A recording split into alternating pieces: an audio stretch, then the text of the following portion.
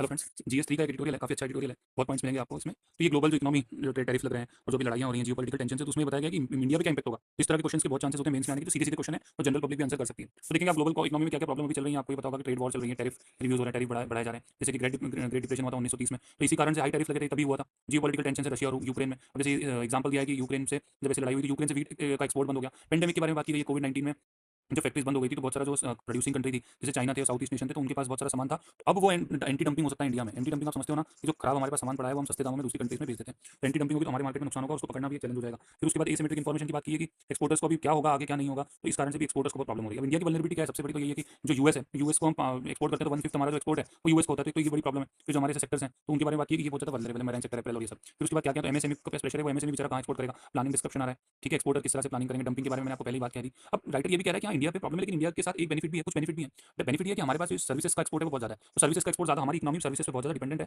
तो सर्विसेज पे डिपेंडेंट होने के कारण जो कि ट्रेड टैरिफ जो मर्चेंडाइज पे लग रहा है, उससे हम निकल जाएंगे थोड़ा साइड होके। हाई रेमिटेंस हमको जो बाहर से पैसा आता है, जो हमारी डायस्पोरा, इंडियन डायस्पोरा जो पैसा भेजती है वो है। फिर फॉरेक्स रिजर्व हमारे पास ठीक ठाक है, तो हम और हमारा ये राइटर कह रहा है कि एक्सपोर्ट हमारा ठीक है, करंट अकाउंट डेफिसिट जो लो है। फिर इंडिया की स्ट्रेटजी क्या है, लेकिन फिर भी हमको ध्यान तो रखना पड़ेगा। तो इंडिया अब क्या कर रहा है, बायलैटरल एग्रीमेंट साइन कर रहा है यूएस के साथ, फ्री ट्रेड एग्रीमेंट जैसे यूरोपियन यूनियन के साथ, इस तरह से वो साइन कर रहा है, तो ये उसकी प्रोटेक्टिंग स्ट्रेटजी होगी। ठीक है।